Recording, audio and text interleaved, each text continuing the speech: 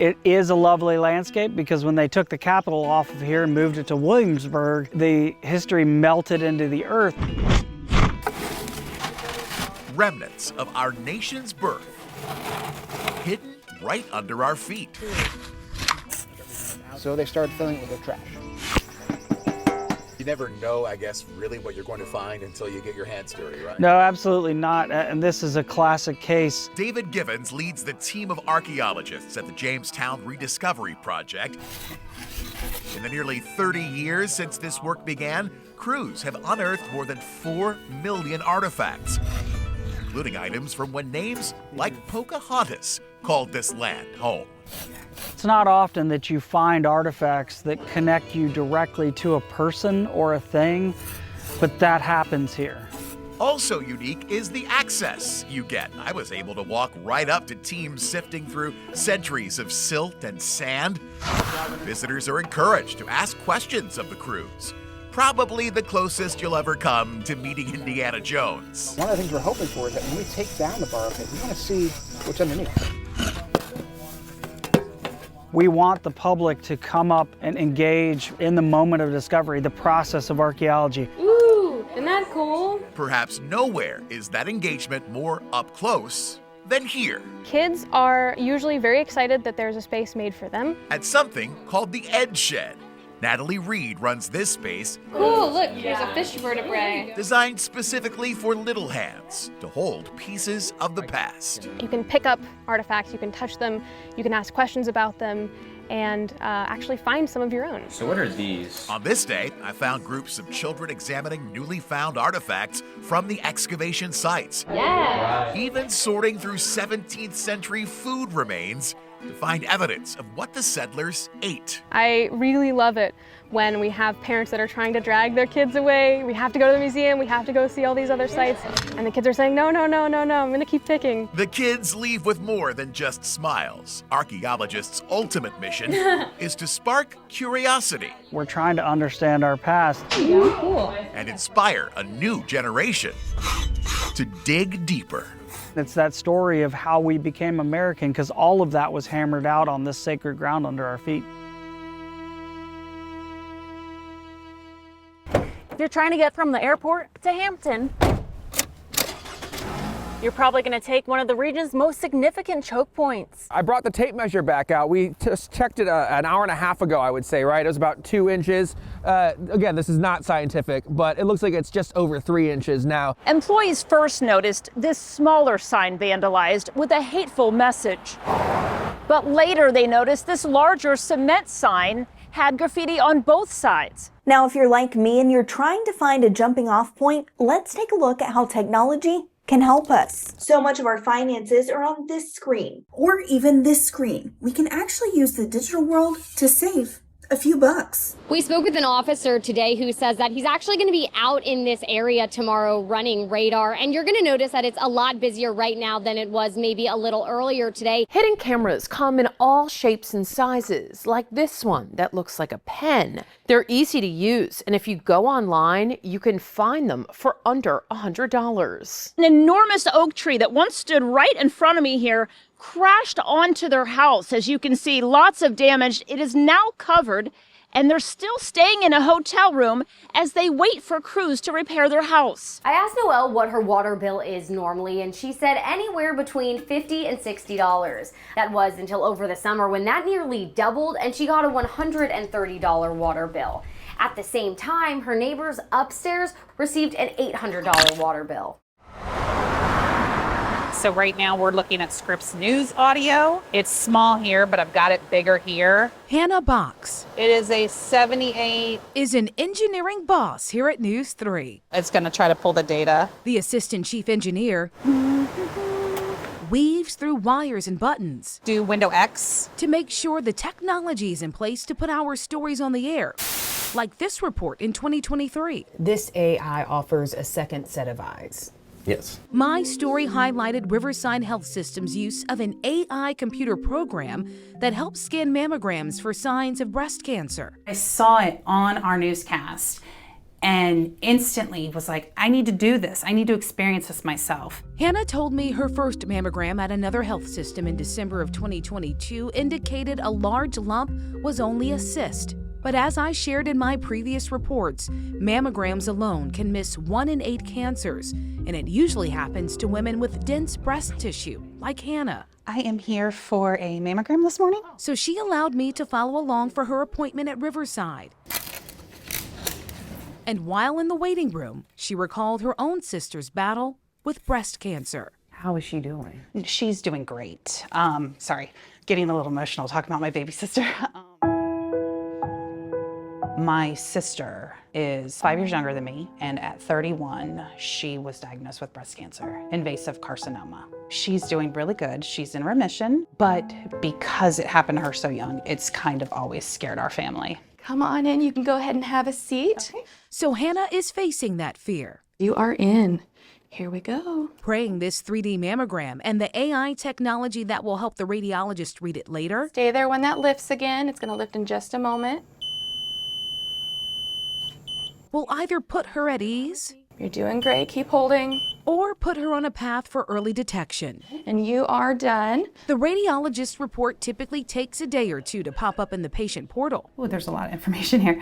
It looks like they found one of the cysts kind of raised a little bit of a red flag. He's recommending an ultrasound right now just to rule any concerns out. Mm-hmm. With Hannah's permission, radiologist Dr. Benjamin Pettis showed us the AI's role in his decision. It's giving this particular lesion an intermediate score, which means it's not a overly suspicious kind of look to the AI, but it's concerned about something. That's helpful information to me because, again, this patient has multiple cysts everywhere. The one it's scoring does have a subtly questionable edge right here. I would personally rather be cautious and double check. So I just left my follow-up ultrasound. A few days later, Hannah shared this update. The area of concern that was flagged by AI is still showing a little bit of concern for him. It's been decided that I'm going to follow up with a biopsy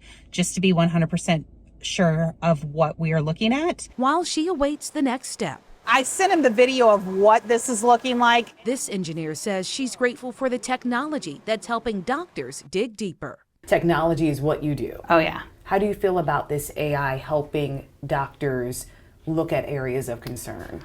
I love it. Knowing the risks that I have and the fact that they can get behind those things with this technology puts it at peace of mind because I know he's getting a really, really in-depth look at it.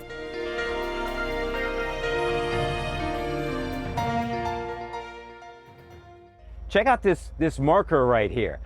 Floodwaters of September 16, 1999. This is a water line marking that chest-deep water here outside of Fred's restaurant, considered the heartbeat of this community. A top one that you signed. Thank you. Thank you. Have a good afternoon, okay? Everybody loves Fred's. Fred's been around for a long time. Melissa Rose is a longtime customer. We eat breakfast here, we eat dinner here. We do. And it's a great gathering place. Where there are no shortages of opinions about the 25th anniversary of Hurricane Floyd's devastating impact. How could water do so much damage? But it did. It moved things in our office that 10 men couldn't move. Filing cabinets, furniture, everything in there, everything was destroyed. 25 years ago, this is the view from above, showing the massive flooding, and this is what it looked like along the streets of downtown Franklin. Business after business underwater, including Fred's. You're saying the water would have been somewhere between here and there.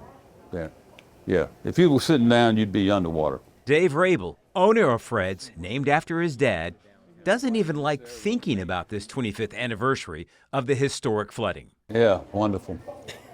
Glad it's behind us. I try to forget it. He's not alone. It was devastating, absolutely devastating. And so we don't talk about it. Mary Christie Saunders co-owns McCann's with her sister, not too far from Fred's. and another family-run business on Main Street hit hard by Floyd. I don't want to think about it, to tell you the truth, because it was a terrible, terrible day.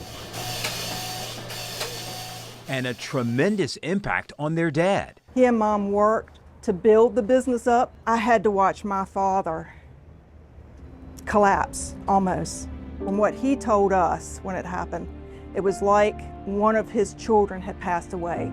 That's how devastating the flood had been. I can recall seeing the flood for the first time. Clyde Parker is a historian for Franklin. And I could not believe what I saw. He's worked on a story for the local weekly paper on the 25th anniversary.